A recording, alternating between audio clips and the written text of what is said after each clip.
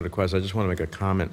The question of how we wrote DASCA was not for just jurisdictional purposes. It was written in a way to be comprehensive enough to deal with all of Russia's malign activities. So I don't want you to think that it was just a strategic purpose. Let me just ask both of you, on the topic of arms control, can you tell us what was discussed during the 2-hour closed meeting with President Trump and President Putin? Thank you, Senator. I can't tell you the specifics of what was discussed in Helsinki. I can tell you that arms control was a topic of conversation. We've since had dialogue with our Russian counterparts. Last month in August, NSA Bolton met with his counterpart. The Foreign Minister Lavrov and Secretary Pompeo have had multiple discussions, and I've had discussions as well. So arms control remains a dialogue. So is there, as the Russian ambassador said, verbal agreements? Did verbal agreements get entered into, and if so, what are they? I'm not aware of any agreements other than continuing the dialogue, Senator. So it was discussed, and you know this by virtue of what?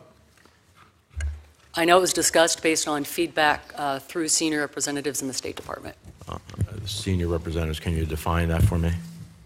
Discussions of those that were in attendance at the debrief with Ambassador Huntsman.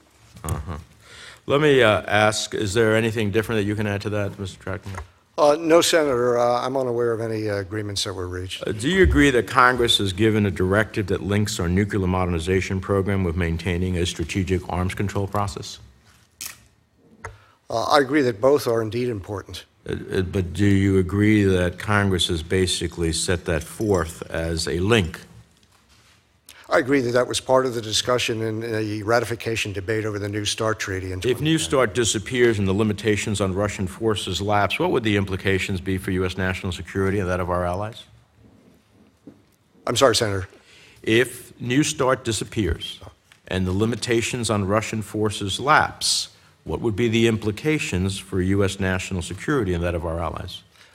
From the Department of Defense perspective, I can tell you that that is one of the issues that we are currently considering, both within the interagency and with our allies and partners as well. But you don't have any. You can't give this committee at this point in time any sense of the consequences of that? I would say, Senator, that the issue of New START, which runs until 2021, is an issue that we are very, very much engaged in terms of consultations and in terms of implications. You're exactly correct to focus on. Would we require a much larger and more expensive force? I cannot say that at this time. Wait a minute. This worries me. The Department of Defense is the one that always supposedly plans ahead. You don't wait for a situation to happen and then figure out what you're going to do. So if you must be thinking as a contingency that if New START lapses and there is no follow-on, clearly to say that, what do we do then? Are you going to tell us you don't believe that it would require a larger and more expensive nuclear force?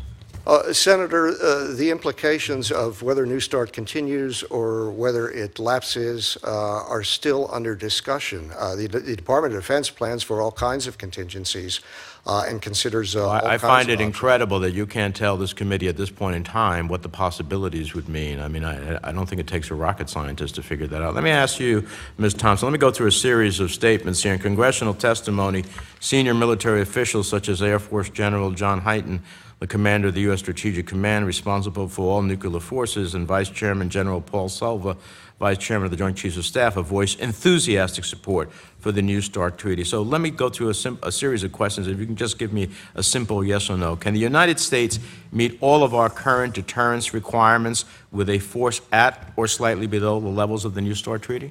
Yes or no? We are currently meeting our obligations, Senator.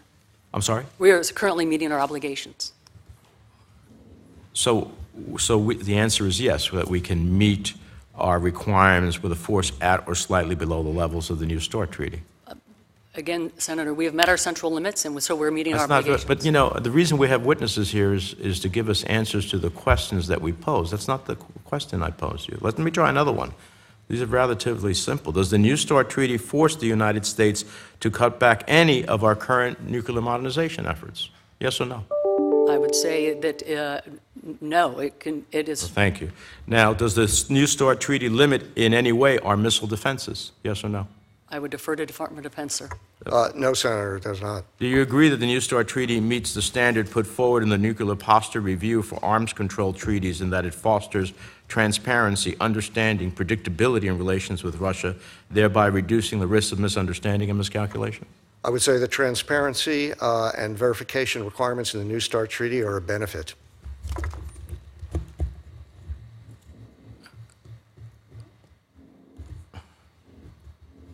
Okay, let me try one more time. My time's expired.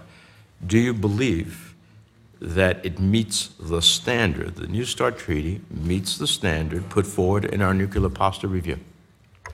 Senator, I believe it meets the requirements we have today. Well, thank you.